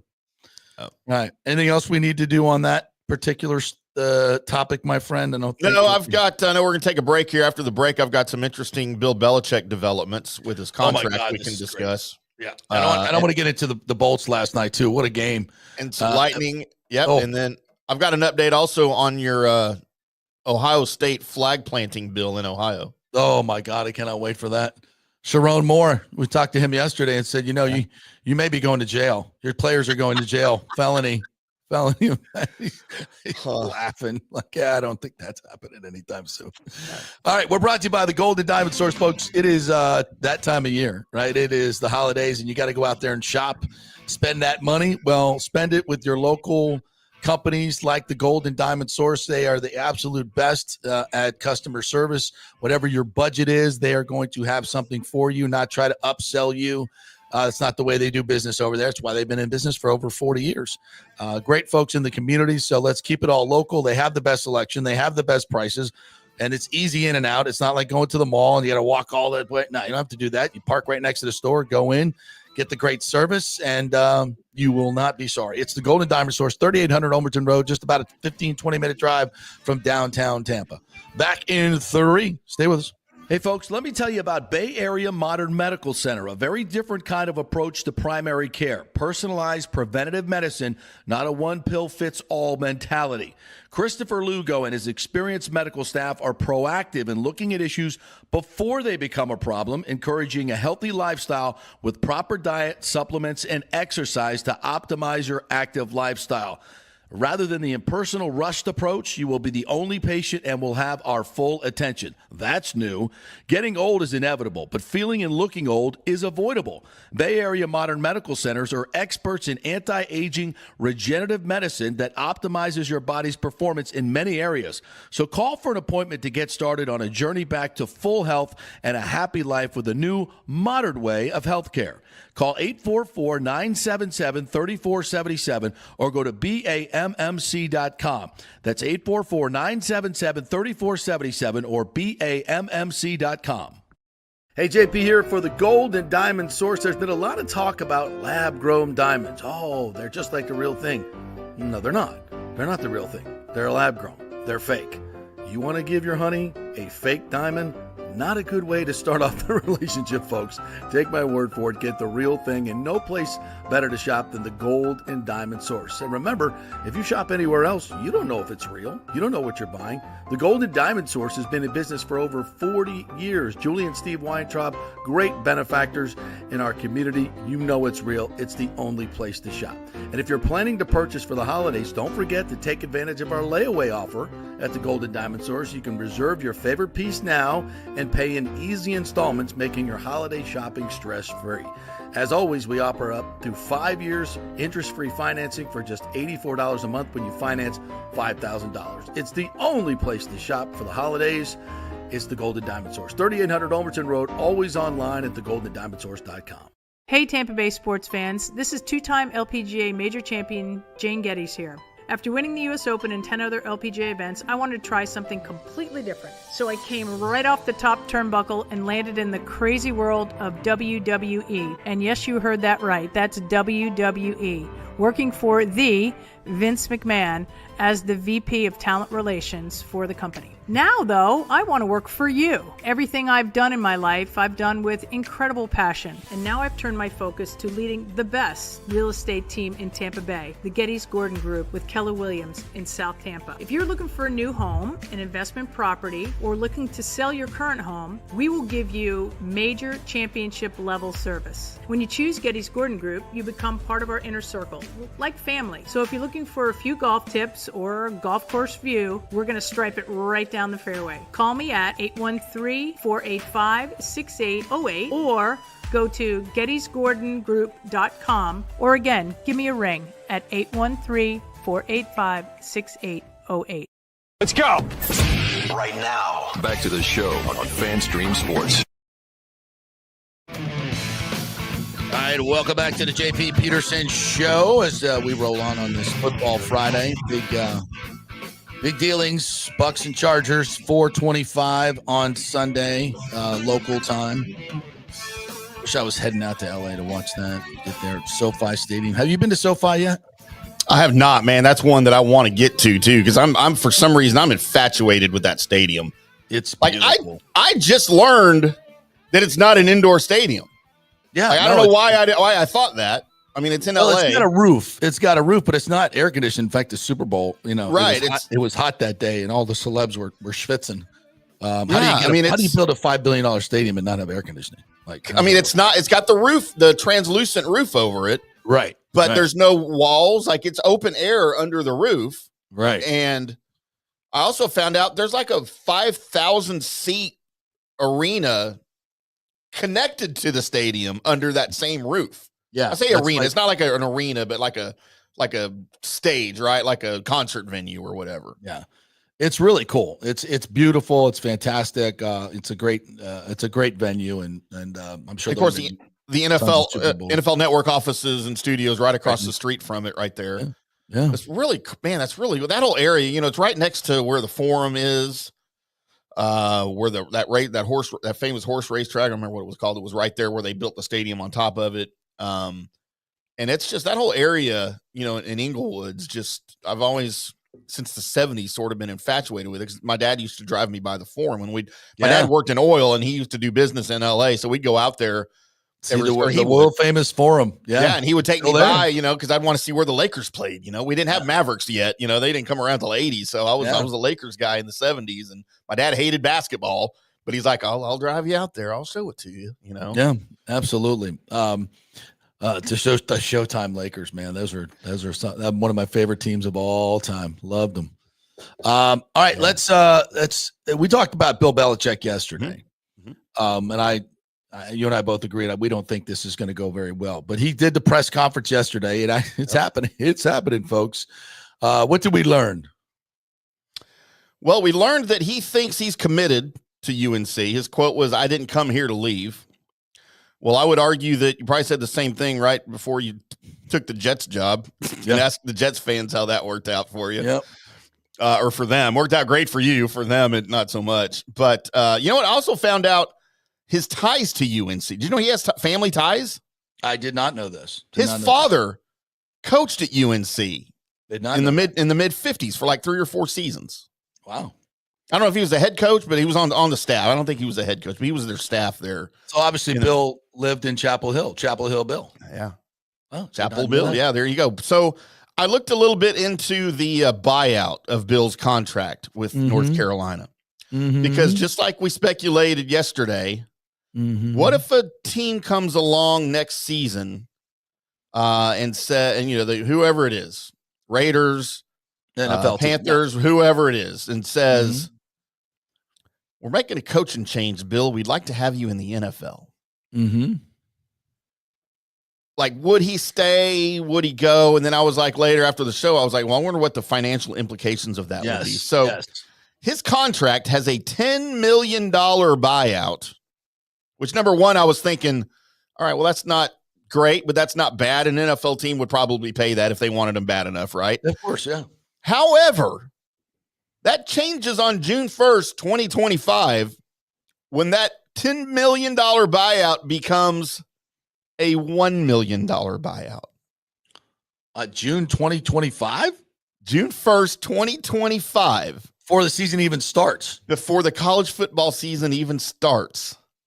That $10 million buyout goes to $1 million. Now, keep in mind, June 1, that's usually after the NFL coaching cycle is through. Coaches are usually in place by then. Right. But this is Bill. It would be very difficult to make a change at that point. Yeah. Not impossible, but very difficult. But also that's for the length of his contract. So at any point after June 1st, 2025, he can leave for $1 million. He could leave for $1 million, and his kid Steve is now the head coach. Yeah. Now, is that actually in writing that his son is the coach in waiting, or is that up for discussion? I don't think it's in writing anywhere, because Steve's was he the DC at Washington, I think, for the Huskies? Yeah. Who were getting ready for a bowl game. And I know, he talked about, because he has retained Freddie Kitchens, who was already on staff at UNC. That's his first actual hire, former Browns head coach. And had to swim through the NFL for a long time. Yeah. And then he alluded in the press conference to, there's a couple of college coaches right now I've got my eyes on that, they're prepping for bowl games. I'm not going to mention names. Well, clearly his kid is one of them, right? Right. But he wouldn't mention his name. So that's just been the speculation that very early on, the only reason he was even thinking about this job was to promote the career of his kid, Steve, if you're the defensive coordinator at Washington, are you going to leave Washington to be the defensive coordinator under your dad at North Carolina? It's a lateral move. It's a lateral move. Well, and I would say actually it's not lateral because Washington's program is so much better right now than North Carolina's. That's what I was thinking. And you're probably in line for a head coaching job if you do well at Washington as the DC. Absolutely. You don't need your dad for that. You get it on your own. Imagine that without the nepotism. Yeah. So I don't know what's happening with Steve Belichick, if this is a thing or not. That's just what everybody was saying. All right. So, but regardless, I think I didn't hear anything yesterday that's going to change my mind. Yeah, he smiled a little bit and and looked like he was somewhat happy, but and hopefully he is. That this is what he wants to do and he thinks it's going to energize him and what have you. I still don't think it's going to be a great success. I don't think, no matter if he's got a general manager, I guess there's Mike Lombardi who's going to do all the personnel and keep all the kids in line and all that stuff. It doesn't matter. It's still going to come down to the head coach, right? You got to play this guy. Hey, coach, you got to play this guy a little bit more. He's going to leave. You imagine saying that to Bill Belichick? Yeah, and that he doesn't want to play? I mean, what we've speculated is going on in college football when you get a high-priced NIL guy, your quarterback, who isn't performing well, and you don't want to play him, is somebody at North Carolina going to tell Bill Belichick, hey, we need you to play this guy because we're paying him, $7 million a year to play quarterback here? Who's going to go to Bill Belichick and say that when Bill says, I'm sitting this little punk because he can't play? Sorry, Bill, you have to. And by the way, his contract, $10 million a year for 5 years. The final 2 years of that are not guaranteed. Yeah. So it's a 3-year deal. He doesn't make it to year 3. No way. I don't think so either. No way. By the way, Greg Allman reporting the Bucs at their last practice today. Wirfs and Evans are working. Irving remains a question mark. Bredesen is not practicing, but should be a go for Sunday, expecting Britt and Edwards to be ruled out. So Wirfs and Evans are working. They're going to play. And like I said, I think Bucky doesn't play this week. And Bredesen will have to tough it out. And Antoine Winfield Jr. not playing. I'd be interested to see what's going on with Christian Izien and some of the other defensive backs as well. And as the dreaded Ryan Neal elevation is coming. Oh, Lord. The sign of Armageddon is upon us. Not only the drones in the sky, but Ryan Neal being elevated is the signs that I keep expecting to hear Sean Tucker's name the starting running back for Sunday. Yeah. I think, well, no, it'll be Rashad White. He won angry run of the week this week. Yeah. With that stiff arm. I got to get one of those T-shirts, man. Yeah, those are cool, aren't they? And I love what they do because, everybody knows Good Morning Football is my favorite show, and I have a huge man crush on Kyle Brandt.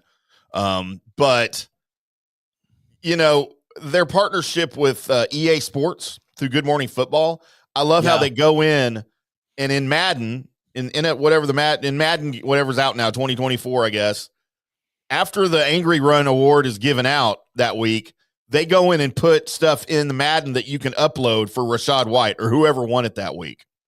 Have you seen this? Yes. Where you can upload whatever. Awesome. Yeah, whatever it is that like when Saquon Barkley had that backwards, hop over the defender a few weeks ago, they went and put that move in the Madden game that you could download for Saquon Barkley or for whoever. I thought that was really cool. Yeah. And I guess one of the biggest Twitch streamers of Madden, like the greatest player in Madden, he now takes the Angry Run stuff and plays with Rashad White, and he's just like crushing people. That's cool. And putting it up on his Twitch shows. So listen, Rashad White has had a renaissance, if I may. And he really has. I think Bucky Irving has pushed him to be better. And I think also Liam Cohen and the fact that they're running way more gap scheme than they are zone run, and they're so much better at that they have gone and I saw this from Baldy's breakdowns. He's doing the game this week, and he's like, I'm really excited to see this Bucs running game that's gone from dead last the last few years to 5th in the league. And it's a tremendous testament. We've talked about this, but a tremendous testament to Bucky. Graham Barton, I think, gets a lot of the credit, but Kevin Carberry and Liam Cohen. And when they put those two together, I was excited about this run game. We said this in the offseason because the other guys that have been here for a long time that were friends of Todd Bowles, that darn it, they got taken away to the Panthers. I'm like, whew, yeah, this is going to be good. This is going to be a good situation. And that's really, I think, if you look at it, we don't talk about it enough. I don't think we talk about Baker, and he's had it, the numbers have been good, not great lately, but we talk about a lot of things that have made this team into a 7-6 division leader. The run game to me is the most important thing. Without question, the emergence of the run game, the superiority of the run game, it has set up everything else. It's taken pressure off the defense. And if they're going to do anything, and taking pressure off Baker as well, if they're going to do anything. And that's why last week when you saw they score the first 2 times, right? And then what happens? Bucky gets hurt. And I think at that point, Liam's like, oh, now what? Yeah. Now what do we do? Because Bucky's explosives were carrying this team for a while. And that's why I say if he's 50-50 this week, let Sean Tucker get all the carries and split the carries with Rachaad White. Those two guys, that's a pathway to a win. If you can run for 200, 175 yards, which is going to be tough against the Chargers, they're pretty good defense. But I think they're more susceptible to that than they are necessarily the pass, because with those two pass rushers and Treston Wirfs playing at 50% and Bredesen not being 100%. Watch out, Baker. He's been sacked 4 times the last 2 weeks. I don't think it's a coincidence that Tristan's playing at about 50% on that knee. I don't think that's a coincidence. So you let those two guys eat, on 5 and 7 step drops, you're going to get killed. And so the run game, quick passing game is the pathway this week, and especially with the injuries that you got, no question about it. Here's a really great thing to talk about. Dickie V is cancer-free. For the third time, right? Yeah, this is his third. Yeah, absolutely awesome. Dickie V, a friend of the program. I know he listens from time to time. And Dickie V, if you're listening, this is the best news of the day. Yep. God bless you, man. Always praying for you. You're an absolute treasure, not only for your basketball takes, but all you've done for pediatric cancer. I went to his fundraiser down there in Sarasota a couple times. And man, it's not a dry eye in the house, man. He's just so good. National treasure, man. I love it. 85 years old and beating cancer and still going strong with the sports takes, man. Love it. I just absolutely love that, man. Yeah. Rick says, great running game without Godwin still pisses me off. The offense would have been dynamic this late in the season. Yeah. Look, it's really not the time to have the Bowls conversation. Let's wait till the season plays out and see what happens. Vis-a-vis Liam Cohen leaving, obviously there have already been reports of a lot of teams that have eyes on Liam Cohen for obvious reasons. So we'll just let it play out. And I think it's going to be fairly obvious at the end of the season what needs to be done vis-a-vis Todd Bowles. So we shall see. The Bolts last night, 8-3 win over Calgary. A franchise record 6 points for Nikita Kucherov, and he wasn't even the player of the game. How crazy is that? Yeah, Cooper said after the game, it's like we were giving Guentzel the player of the game because he had a hat trick last night, 5 points for Guentzel. Yeah. And he's like, well, Kuch had 6 points. That's a franchise record, coach. And Coop's like, I didn't even know Kuch had 6 points last night. 5 assists and a goal.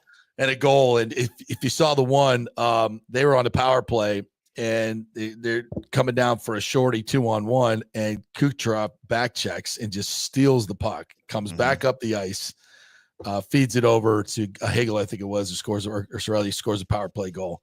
I mean, the dude he's the best player in hockey. He's the best player in hockey. You can say McDavid, you can say all the night, you can have great arguments. I get it. We watch this guy day in, day out. Now he's really added this to his game. Past few years, the back checking, better defensively.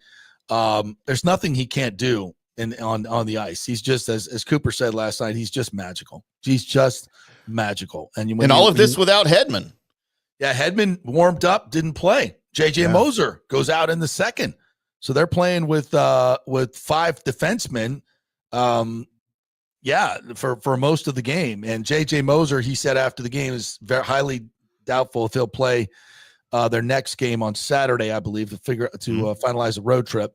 So he's going to be out. And so the injuries kind of keep banging the seam. Not sure what's going on with Hebben. I mean, he pregame skated but couldn't go.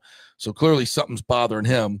A Geeky last night moved up on the line with Sorelli and Hagel and had 6 shots on goal, had a goal, was really, really an impact player last night. And that's something. I mean, does he stay with that line now? Do you drop Nick Paul down? I mean, it gives you a little bit more depth, I think. But that is if you have that top line and that second line going with Geeky, and he seems very, very at home with Hagel and Sorelli. That's and you're just the way they're playing, 8-3. The third period, they got much better defensively, and Kuch said, that's what I wanted to see. Not we didn't need to explode for 8 goals because it was 4-3 going into the third. They got up 4-1, gave up a few. Kadri had a goal and an assist, and the place is buzzing. It's 4-3 now, going into the third, and then they get the next goal and lock it down. So that's good winning hockey. And you dominated the Flames penalty kill. Yes, because they were 6 for 6 in 2 previous road games. Man, their penalty kill was hot. Yeah. And you go in, they're 0 for 3 last night against Tampa Bay, which is incredible. Three power play goals, and they've really, this power play that was terrible in October and great in November, I think second in the league in November, now continues, and it's a much different one, obviously, without Stamkos. But I think it might even be better because power play was almost historic last year, but it's different now. I think they have with Pointer and Sorelli, they just have a lot of different things they can do, and obviously still have Hedman at the point. They're really, really good on the power play. But 5-on-5, we mentioned this stat the other day. Through 25 games, they were a -17 last year, and this year they're a +25. That's an insane turnaround in their 5-on-5 play. So goal differential. So and that was that's what they wanted to do in the offseason. And Braden's point streak goes to 4 games, 3 goals, 10 assists in that span. How about that? Good Lord. How about that? If you missed the game last night on the West Coast, go to YouTube and get the 10-minute highlight package. It's really, really fun to watch. The 2 teams going at it last night. That was an entertaining game, to say the least, in the Scotiabank Saddle Dome, which is it's a cool arena. I've actually been to that arena, dude, and it is really it's old, but man, it's still very cool. I've been there. Calgary's a pretty city to me anyway. Oh God, it's so beautiful. And so we were there in 2004 for the game 6 double overtime win. Marty scores, and we parked our satellite truck at News Channel 8 up on the mountainside. Oh, so nice. our satellite shot was just gorgeous, looking down into the valley. Calgary, you could see the Saddle Dome in the background, very distinctive architecture, and that place is crazy. And then they had the Red Mile, which is their entertainment district, and at that time it was their goalie was Kiprusoff, so it was tops off for Kiprusoff. So you walk down the street and say tops off for Kiprusoff, and the girls would flash you, allegedly. Man. They still will, allegedly. Except now it's those girls' daughters. Hopefully. Maybe not. Absolutely. The Lightning have the Kraken on Saturday night to wrap up their 4-game long ass Western Canada road trip. And then, so I have a beef with the Seattle Kraken. So I can never, ever, ever cheer for the Seattle Kraken. I can never support them. Well, number one, I hate the entire Northwest area south of the U.S.-Canada border. Like, BC's nice. I love BC. I freaking hate the Northwest, all right? But that's Seattle, Portland. Yeah, I hate, especially Seattle. I can't freaking stand the city. Beautiful city. Gorgeous. How do you know? It's always raining and cloudy. You can never see the city. I've been there, once. Went there once. And we had beautiful weather. So the Seattle, when they announced they were getting an expansion NHL team, I was stoked. I'm like, dude, if they do this right, this might be one of my secondary teams that I support, right? Like I can feel it. Like, even though I hate the area, I'm a huge hockey fan. I'm a huge hockey history fan, right? Okay. And when when they're deciding on a name, I'm like, Metropolitans. You have to go Metropolitans. They have to be the Seattle Metropolitans. That is the only way to do this and do it right. And they went with Kraken. Well, I love the Kraken. Do you know who the Seattle Metropolitans were? I don't know. They were the first American team to win the Stanley Cup. I did not know that. In 1892 and 1893, the Seattle Metropolitans were the very first. No wonder they're your favorite. Your team, US. I remember watching their games on TV, on my black and white TV, on my kinetoscope. But dude, I don't. And then their color scheme, I cannot get behind the. You don't like the teal? No, I hate the teal. You don't like the teal? One of the reasons I hate the Sharks, just butt-ass ugly uniforms. I just cannot get behind ugly uniforms. I'm sorry. I kind of like the whole the name. I like the name. I like this. I like the logo. I would have liked it more if they put an S on the end of it for Seattle Krakens. I absolutely hate sports teams that don't have an S on their names. I freaking hate it more than anything. It was the first team to not have an S on their name. No, the Avalanche don't. No, who was the first? Oh, the first major sports team. And I may not get this right, but I'm just going from memory. Because we don't have one in the NFL. No. I believe we don't have one in baseball. I believe, and they have since changed location. Okay. It was the New Orleans Jazz. Okay, there you go. Yeah, now they're in Utah, of course. Correct me if I'm wrong, folks. It might be. I mean, there might be, some back in the 1800s, but I'm talking about modern. Yeah, we're talking like since 1970. Yeah. Who was the greatest player for the New Orleans Jazz? My nickname fake. Mr. LSU. Pistol Pete. Pistol Pete. Yeah. Pistol Pete. You don't think Shaq was better than Pistol Pete? No. Not even close. I hear arguments for that. And I disagree also, but I have to think about it for a minute. I have to talk myself out of it. No. Pistol, I mean, just look, first of all, scoring record. Yeah, I know. I get it. You remember. You're a little younger than me, so you may not remember. I remember. Come on. We lived down there back then, so yeah. Yeah, he was. You're still arguing. There's an argument that he was the most skillful player in basketball history. Mm-hmm. I think you could go with that. He was Magic before Magic was here. And a much better shooter than Magic. Much better shooter. Yep. Also, what else did I wanted to get into? Byron Brown.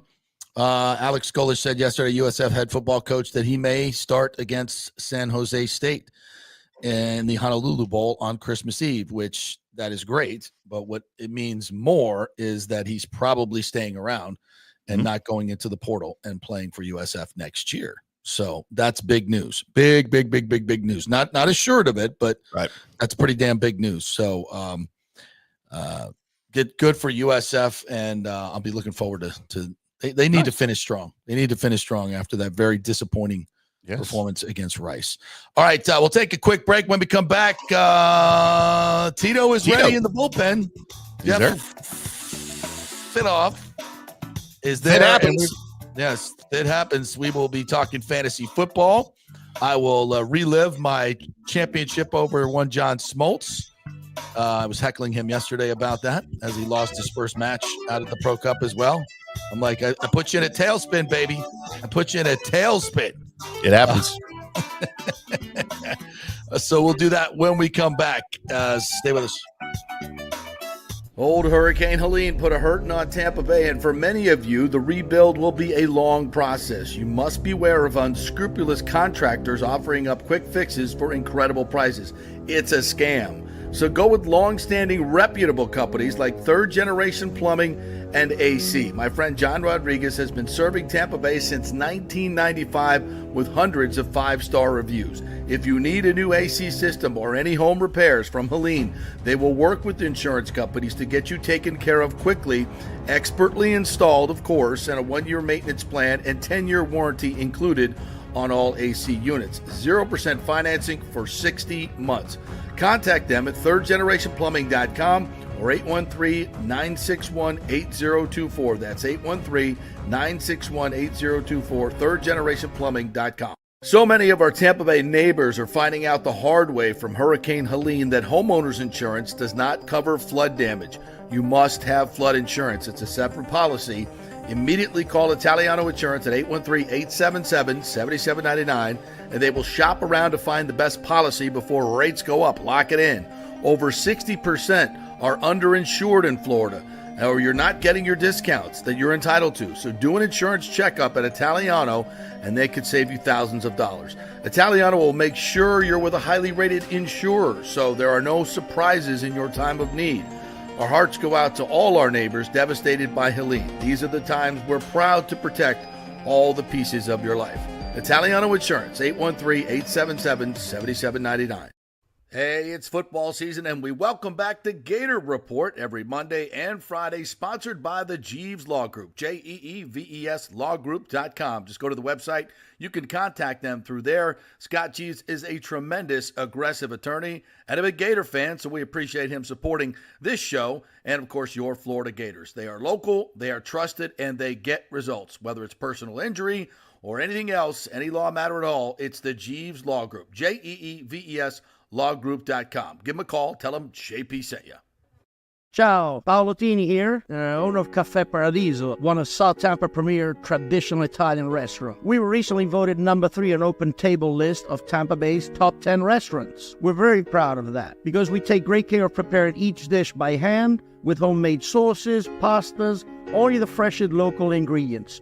You won't see the big institutional vendor trucks pulling up to our back door. We get our seafood from local vendors. Sometimes I even drive out to Tarpon Springs and pick out our daily catch right off those boats. So stop by and say hello. Try our traditional lasagna, the fresh veal, some of our signature dishes like capelli al granchio, that is angel hair with lump crab meat, our branzino, that is a sea bass. We're located at 4205 South McDill, and you can make a reservation on Open Table and read all the great reviews. See you soon. Ciao. Grazie. Let's go! Right now, back to the show on FanStream Sports. Welcome back to the JP Peterson Show right here on FanStream Sports, on the FanStream Sports mobile app and at fanstreamsports.com. And then later in the day, wherever you get your podcasts, Apple, Spotify, I don't think there's a Google Podcasts anymore, but wherever you are, we're out there because we are alive and well all across this great nation of ours. Speaking of this great nation of ours, there's this little tiny football program based in Columbus, Ohio. They don't have a lot of accomplishments or good things to brag about, especially recently. No, but I thought it would be fun before we get into fantasy football with the great. Don't call me Tito Puente because I am Jeff Tito Thidov. There he is. Tito, do you have us? How's life? So it's I've got good. It's better than that for Buckeye fans right now. No. Get ready. Did anybody get my Tito Puente reference? I'm wondering if anybody knows who that is. Anybody our age probably did. I hope so. Yeah. I love Tito Puente. When the guy used to play the bongos, like he played a lot of stuff in his band, in his orchestra. Kind of a Desi Arnaz. Desi Arnaz. I guarantee you nobody knows who Desi Arnaz is either, except for us three idiots. Yes. It's old heads day here. Yes, absolutely. Used to have a crush on his daughter, Lucy, though. Not his wife, Lucy, his daughter. I gotta know, how embarrassing is it that Yahoo Ohio legislator came out with that stupid flag planting legislation to make it a felony? Like, please tell me he's withdrawn his bill. No, he hasn't, because I was going to bring this up. That's part of what I wanted to talk to Tito about before we get into some fantasy football, is because I read up on this yesterday after JP brought it to my attention, and I can't remember the guy's name, but this bill that makes it a felony to plant a flag after a football game in the field, this only applies in the entire state of Ohio to the horseshoe. That's it. You can do it anywhere else. You just can't do it at the horseshoe. What the hell is happening in Columbus, Tito? This is not going to get me off. There's no way this gets turned into a law. There's no way it's going to happen that way. And it's just a publicity grab for this guy. It's really all. It's state rep trying to get, because look, we're talking about the state rep from the Toledo area because he's stupid and trying to get publicity. He's getting it. It doesn't go anywhere. It won't. It's all going to be managed. I would think eventually by the conferences. They'll have their own rules, or maybe the NCAA, which they really can't enforce anything. But anyway, like the conferences should come with rules, and there'll be either suspensions if you plant the flag. But I blame the coaches for not communicating to players, hey, we're not going to do this shit. We're not going to do it. It looks petty. It's a dumb thing to do, to plant the flag, especially into AstroTurf. Into turf, but trying to plant that flag in turf makes no sense whatsoever. But I don't think this would happen if Jim Tressel were the head coach of a team. Like Ohio State, when they had opportunities to do things, they didn't. But of course, it's all on the coach. And so the coach, I would say he allowed it, but he certainly did not disallow it. I think that's where the issue is. But it's a stupid thing. Yeah, at least Billy Napier came out afterwards and apologized for that classless act by his Florida Gator team and said it will never happen again, as he should have. Yeah. Yeah, I mean, and everybody can say just don't get your ass beaten, it won't happen. But I don't. The sportsmanship is, to me, it's universal. Win or lose, when you win, say less, or when you win, say little, and if you lose, say. Well, I think I got that backwards. If you lose, you win. Yeah, if you lose, say less, or if you lose, say nothing. If you win, say less. That's what it is. I think I would know that by now. Yeah, and another Ohio State embarrassment that I read about this morning, Tito. Yes, sir. Was I heard that the online pre-sale code for the game, the bowl game coming up, Ohio State and Tennessee, got leaked.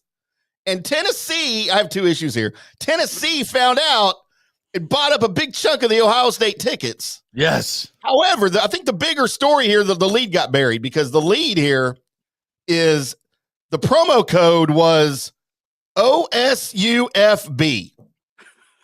Real clever, I know. Right? What the hell are we doing in Columbus? I know. That didn't make much sense. And look, they have ticket issues like this. It seems like it pops up quite a bit, but the secondary market grabbed a lot of the tickets. I know that. And so, Tennessee was allotted 3,500 tickets from Ohio State as part of this deal. And I would bet they'll be closer to, 15,000 fans maybe there from Tennessee, if I had to guess. It'll still be mostly Ohio State fans. But yeah, weird glitches like that. And it's the, I don't know, unless they want to go saying, hey, you can't buy tickets outside of Ohio. You can't, and do like the way they do the geofencing on that kind of stuff. Other teams have done that. Other teams, like in all sports, have done that, where you can't buy tickets outside of this area to try to get as many Ohio State or as many local fans in there as you possibly can. Right. I think it's an awful big advantage to be giving teams where there's not a whole lot of difference between the teams. Like, I don't think there's a clear, can you clearly say Ohio State's better than Tennessee, or they earned it, or they earned the home game, especially this year. I think all the teams, I think you go from, is Oregon the best team? I don't know. You go 1 to 12. I think anybody can beat anybody in this tournament. I guess that's a good thing, but I think the home field advantage seems significant in this particular situation, when maybe it really wasn't that earned. Is that fair? Yeah, I think you can make a debate that it should have been Ohio State or Tennessee, I believe, also. Yeah, the way how all the things with the weird thing with the way they have to do the seeding, to where Arizona State and Boise State are both getting buys when they clearly are not better than some of the teams that are having to play first round games. So there's a lot of weirdness in all of this, and if they can screw it up. If college football can screw it up, they screw it up. Even though they finally got to the 12-team playoff, the system that they came up with is just god awful. It's god. I don't have a problem with it at all. Go win your conference if you want to buy. Well, sure, but winning the Big 12, or winning the winning the Big 12 is a lot different than winning the Big 10 or winning the SEC. So that's where the difference is. Like, yeah, you go win your conference, but I think Ohio State. Can we really say that now? Can we say that anymore? I mean, good God, the SEC, is it the best conference, top to bottom? Okay, maybe. It's a maybe now. It's a maybe. I think it's going to switch up every year. Yeah. Yeah, well, going to SEC switch and up Big every Ten are clearly the top two. But yeah, after that, though, I mean, that's why like winning the ACC is not the same as winning the SEC or the Big Ten, and that's why I have a problem with some of the way they do things. But look, we've got a 12-team playoff. I'm excited about it. Yeah, that's it. We'll Ohio stop State. nitpicking. Ohio State lost to Michigan, which sucks. But look, Ohio State's still alive to win a national championship, or at least compete for one at 10-2. So I'll take that. Yeah. All right, so fantasy football this week, and we'll do a little gambling here as well. So I did vanquish the great John Smoltz, finally won my division. Jamar Chase put me over the top on Monday Night Football, 42 points. Thank you very much. So it turned into a rout. Take so that, now, Cy Young winner. Take that. Hall of Famer, my ass. I finally beat him. And I think there's a case to be made because he was already in the playoffs, win or lose. And he started George Pickens. Oh, okay. Yeah. So there may be a case made that it was a pity move. It was a pity move. You buried the lead on that one. Now I feel bad calling him. And you know what? I'll take it. Such a bad starter, they made him a closer. So he was your Brett Favre to his Mark Gaston? Yeah, that's what it was, yes. I have no shame. I'll take it. Money's money. He don't need the money. I do. Hey, last night, by the way, was an awful night for Cooper Kupp owners, obviously. Look, if you got Kupp last night, you're in big trouble now because the 0 for him, and first time he's gone since 2019 without catching a pass in a game, and he does it the first week of the playoffs. So this is one of the times where it's an advantage if you had a bye this week for the playoffs because you don't have to worry about that happening if you got Cooper Kupp. Now, granted, it could be a boon for you if you were playing and played against Cooper Kupp, but like one of the teams I'm running, we started off 12-0, and last night, first round of the playoffs, we had Cooper Kupp going, and now we're an underdog the rest of the way. Yeah, exactly. So I got I'm in the first round of the playoffs, and I'm trying to decide between Jane Daniels at New Orleans for the Commanders, or I think it's actually pretty obvious, Baker Mayfield at the Chargers. I'm taking Jane Daniels. Yeah, Jane Daniels in that one. All right, Baker, got to sit you. Yeah, I would go ahead and sit Baker in that one for Tampa Bay against the Chargers. I was looking through. There's a couple of guys you may, if they're available in your league, you may want to grab. Kendre Miller, the running back for New Orleans, just because I wonder about Alvin Kamara if he's going to slow down, shut down, whether the Saints season's winding down. I know he signed a contract extension, but Kendre Miller may get some carries in the next few weeks more than he would have normally. Sincere McCormick is the running back at Las Vegas now, the starter there. I like him too, and they like him a lot also there. Yeah. Yep. I saw him last week. He's gonna be. He reminds me, and he wears 28. Reminds me of Warwick Dunn. He's got that. He's got that burst. He's a small guy, runs really, really hard and angry. He's gonna be a good player. Sincerely, I believe that. There you go. Also, so DeAndre Swift, who's nicked up. Right. I think he's still questionable. Let me double check here. Did not practice Thursday. Questionable at Minnesota. Or who's my other guy? Tony Pollard at Cincinnati. So both of those guys are nicked up. Yeah, I got Pollard and Barkley starting as my running backs. I would go with Pollard. Also, I mean, Calvin Ridley's another guy.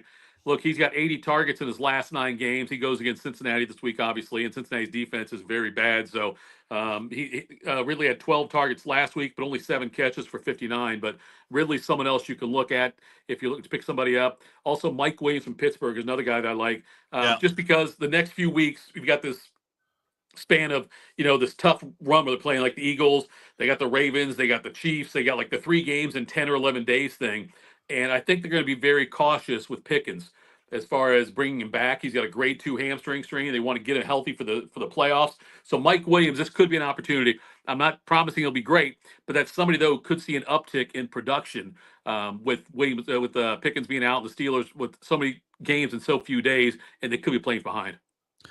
All right, so I also have Jamar Chase, Terry McLaurin, Nico Collins, and just those 3. So of those 3, obviously Jamar Chase you're putting in, even though he's Chase. Yeah, and it was, but those other 2, and the reason I went with McLaurin because I got him handcuffed with Jaden Daniels as my quarterback.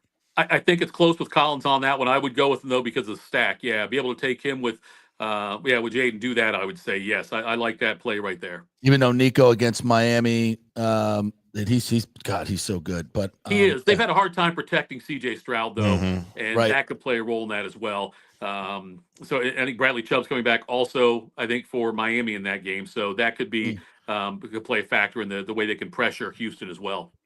Thoughts on Rico? Go ahead, JP. If you're doing your team, question. Cade Otton or the great Kyle Pitts. I can't put Kyle Pitts in this situation. No. He could put up a big goose egg, but they're going up against the Raiders, who are terrible. But but Cousins struggling. Pitts is just, I don't know what's going on with him. But I'm going to just stick with Cade Otton, even though he's going against the number one defense in the Chargers. I would stick with Cade Otton also. And by the way, if you're listening out there and have Evan Ingram on your team, he is out for the season now with a torn labrum. So did you say labia? Listen, Evan Ingram, if you're listening, that was Tim that said that, not me. Misogynist. All right. What else we got in the fantasy world? Anybody else we should be looking at? Thoughts on Rico Dowdle against the Panthers defense? I like it a lot. Dowdle's been great this year. He really has been. And he showed you exactly why you never needed to sign Zeke Elliott in the first place. But yeah, I like Dowdle this week against Carolina. Also, I like Chuba Hubbard the other way. Chuba Hubbard's going to have a big game for Carolina as well.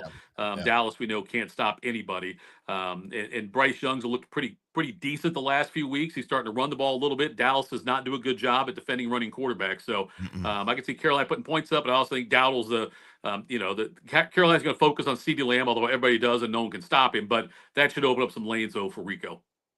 All right. Any favorite gambling picks this week? I like the Chargers and the under in the Bucs game. That's what I do. Yep. Yeah. I like that one as well. I think that the Eagles I think Eagles will beat the Steelers. I think it's gonna be closer though than people think. 5.5. I think it's a field goal type game there. And I'll take the Ravens to lay the points against the Giants. This is gonna get ugly against Tommy DeVito. I know the line was like 15 or 16. I like that one quite a bit. By the way, I saw this stat on James Wilder I thought you might appreciate. You remember James Wilder, right? The running back for Tampa? Yeah, of course. Yes. Okay. In 1984, he accounted for 92.7% of all the team's rushing yards. Woo. He rushed for 1,544. Second place was Steve DeBerg with 59. Oh, the mobile Nobody else quarterback, this Steve season. DeBerg. Wilder had 407 carries that year. In 1985, 407. yeah, in 1985, he was the ball carrier on 119 straight rushing plays. Holy crap. Nobody got a handoff in Tampa for 119 straight rushing plays. Not just plays of the game, but just 119 times How they many ran the ball. games that covered? I don't know how many games it covers. See, now you're gonna ask that question and make me feel dumb for not having that research, Tim. No. Don't I'm just do saying. that. I'm just saying. No, that's a great stat. I'm just wondering, like, how many 119, I know. games does defense not have to game plan for any other ball carrier than him? Well, he's still the Bucs leading rusher, if I'm not mistaken. Of all time, is he? Yeah. Well, yeah. And there's been a long argument to get him in the Ring of Honor here. He's not in the Ring of Honor there? No, he's not. Wow. No, They he's bring him not. into the His son, he lives here locally and is constantly on social media going, let's get James Wilder. And I think it's hard to disagree, right? Yeah. I mean, but they ran him into the How could you ground. not be? Yeah. That's a workhorse running back right there. And that's why they only lasted 2 or 3 years back then. Yeah, exactly. And that's why. But he's still. Yeah. He played for 9 years, right? Yeah. He played for a while, yeah. But he was never the same. No. He also had 44 fumbles in his career. Did he really? Wow. Yeah. That's a lot. Yeah. That's a lot. All right. Any other nice juicy games you got this week? I think the Commanders cover against the Saints. I like that one too. And when I look at the defenses too, look at defense's fantasy, kind of tie it back. Obviously, the Ravens and Commanders, 2 of the best. If you can go against a backup or third string quarterback with a decent defense, and that's what the Commanders are doing, going against New Orleans, and it provides a great opportunity. So that's why I always try to stream defenses. And if you've got the bye, I'm looking like at week 16 and week 17. There's some good matchups coming. I think Indy's got Jacksonville coming up. That's the defense I'm looking at for like week 17. I think that's when that is. But look at those things as well when you're considering in your fantasy world how to do that. Yeah, I got to go with the Packers defense this week. I've been picking up defenses on a weekly basis. Yeah. Last week I got the Saints defense and really helped me out a lot. But the Packers are at Seattle, so I'm going with their defense this week. We shall see. Yep. All right, Jeff, tell everybody how they can get your content, my friend. follow me on the X on Twitter @FitHappens, where you can find me there. Give me a follow. Send me your questions. If you got baseball questions or even some gambling questions, or you just want to roast me about Ohio State, you're more than welcome to do that. And what's the website? What's the fantasy website? FantasyDraftProxies.com. There you go. All right, All right, partner. Have a good weekend, stuff. boys. Good stuff. Let's do one final break. We'll come back on the other side. Talk a little Army-Navy game coming up this weekend. That's always fun. And we'll clean up some of the other stuff that we missed today. Quick We'll break. do it. I'm working on it. Hey Tampa Bay sports fans, this is two-time LPGA major champion Jane Geddes here. After winning the US Open and 10 other LPGA events, I wanted to try something completely different. So I came right off the top turnbuckle and landed in the crazy world of WWE. And yes, you heard that right, that's WWE. Working for the Vince McMahon as the VP of Talent Relations for the company. Now, though, I want to work for you. Everything I've done in my life, I've done with incredible passion. And now I've turned my focus to leading the best real estate team in Tampa Bay, the Geddes Gordon Group with Keller Williams in South Tampa. If you're looking for a new home, an investment property, or looking to sell your current home, we will give you major championship level service. When you choose Geddes Gordon Group, you become part of our inner circle, like family. So if you're looking for a few golf tips or golf course view, we're going to stripe it right down the fairway. Call me at 813-485-6808 or go to GettysGordonGroup.com, or again, give me a ring at 813-485-6808. Getting old is inevitable, but feeling and looking old is avoidable. If you're feeling run down, your workout sucks, or your sexual libido is not what it used to be, check out Bay Area Modern Medical Center. That happened to me a few years ago, and I found out I had the testosterone level of a second-grade girl. That's not good. Our food, environment, and stress can cause your T levels to drop. Bay Area Modern Medical Center can help, and they are different. They offer customized hormone replacement for both men and women. Christopher Lugo and his medical staff can help you restore your energy, your sex drive, and your feelings of well-being. It was a total game changer for me. I have way more energy, lost 30 pounds, and I'm performing better in all areas of my life. Nobody wants to talk about sexual health, but it's key to a balanced life. We offer discreet treatments with real-world results. So if you're suffering from a lack of interest in sex, ED, or lack of sexual stamina, Dr. Lugo and his staff can help. Take your health care to the next level at Bay Area Modern Medical Center, 844-977-3477 or BAMMC.com. Hey, JP here for the Gold and Diamond Source. There's been a lot of talk about lab-grown diamonds. Oh, they're just like the real thing. No, they're not. They're not the real thing. They're lab-grown. They're fake. You want to give your honey a fake diamond? Not a good way to start off the relationship, folks.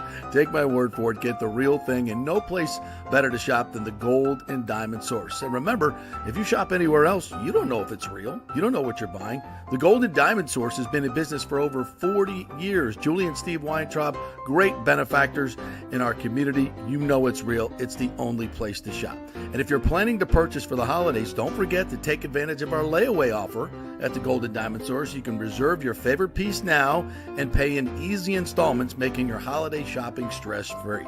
As always, we offer up to 5 years interest-free financing for just $84 a month when you finance $5,000. It's the only place to shop for the holidays. It's the Gold and Diamond Source. 3800 Ulmerton Road, always online at thegoldendiamondsource.com. Let's go. Right now. Back to the show on FanStream Sports. All right, welcome back to the JP Peterson Show, brought to you by those great folks at the Golden Diamond Source. The holiday season making her jaw drop. The Golden Diamond Source has the perfect piece to show her she's one of a kind, folks. Looking for a gift that says forever? Find stunning engagement rings, diamond bracelets, and more at the Golden Diamond Source, because she deserves the best. Don't settle for anything less than perfection. At the Golden Diamond Source, we make it easy to give a gift she will never forget. The Golden Diamond Source experts have the perfect gift for everyone without dealing with all the mall madness. Just pull up, park right there, go right in. From statement necklaces to elegant diamond earrings, the Golden Diamond Source is the only place to shop for the gift of a lifetime. And you can finance your purchase, 0% interest for up to 5 years. You could get a $5,000 diamond for only $84 a month. Visit the Golden Diamond Source today, where you'll always find the perfect gift. Ho, ho, ho. It's Christmas time. at the Golden Diamond Source. JP, you want an interesting Tampa Bay Buccaneers history tidbit right now? I do. Quick? I would love that. Yes. As I just saw this when we were looking up James Wilder. He is in fact the leading rusher all time for the Bucs franchise, just 43 yards short of 6,000. Wow. And I mentioned 44 career fumbles. The all-time Tampa Bay Buccaneers fumble leader. Would you care to hazard a guess? Pretty recent. All-time fumble leader. Wow. More than 44 fumbles? Yeah, there's two guys in front of Wilder. Yeah, he's third in fumbles. Jameis Winston with 50 is your all-time leader. As bad as the picks are? Trent Dilfer with 49. Well, that just reeks ball security, doesn't it? How do you like that? Also, what I thought was interesting, James Wilder, as we established, the Buccaneers franchise all-time rushing leader, averaged only 3.8 yards a carry in his time. Would you like to know the guy just in front of him in yards per carry who averages more than him that played quarterback? For the Bucs? Yeah. Who would that be?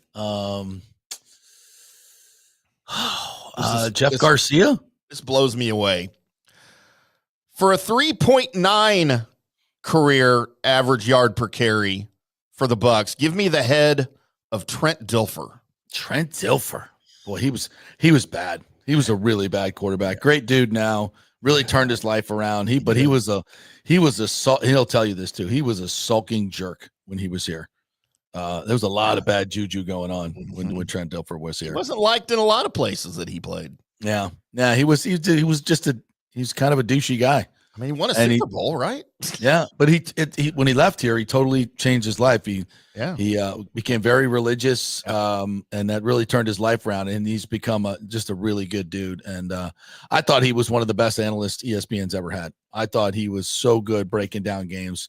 He was excellent. Now he's coaching at UAB. I thought he'd have more success there, but we'll see. So he took over like a high school team, right? Before he went to UAB, yeah, he was. Pat McAfee used to have him on his show a lot when he was coaching I think one of those rich Nashville high schools, right? Like Brookhaven or some crap like that. Yeah. One of those places, Bellhaven, one of them. And then he got the job at UAB. I thought he'd be a little bit more successful than he's been, but he's only been there 2 years, so let's give him time, as they like to say. His reputation precedes him, and it's going to be a hindrance for him. No, I think he's a good dude now. No, I meant from before. I mean, he still had some bridges that are probably burned. Yeah, I don't know. Maybe. I think he's settled all that stuff. Sure. You had a story on a New Jersey high school coach. Yes. Let me. That got like suspended for telling his players they need to work out in the off season or something, or fired. I literally just closed that tab out on my computer. Let me pull that back. Premature closing of the tab. Yes, it happened. So, yes, JP, a football coach at a small Bergen County school, which is Philadelphia area, right? Does this have anything to do with the drones? That's possible. Says he was fired last week because his expectations were too high for a Group 1 program. Park Ridge coach Jim Clary told New Jersey Advanced Media on Tuesday he was let go from his post following a meeting with the school's administration in which they disagreed with his plan for an off-season workout program primarily focused on weightlifting. No. Asking kids to lift weights in the off-season? He said he laid out his workout program during the interview process before he was hired with expectations to build strength for the team. He thinks there might have been complaints that were taken to administrators by parents, eventually leading to his dismissal. So he thought, if you're playing football in the offseason, hey, you guys might want to, on your own, this isn't a school program, but hey, on your own, at home during the summer, you guys just try to get a little bit stronger, all right? Like, lift some weights. Soft ass and he parents. Was fired for we blame the kids in this generation. It's the parents' fault. Spoiling these kids. It's awful. Come on. Yeah. Let's get better expectations. They can handle it. They can freaking handle it. And it's better for them. Come on, parents. Be better. I don't get it either. Be better. All right, that'll do it for us today. Nice week. We had a really good week. Some great interviews. Appreciate you, Timmy. Good job. We will be on social media, obviously, this weekend with the Sunday game, Bucs and Chargers. We hope that works out well. I don't think it will. Once again, Bucky Irving not practicing today. It's going to be a tough one for the Bucs, but hopefully we will be here on Monday with a Victory Monday. Have a great weekend, everybody.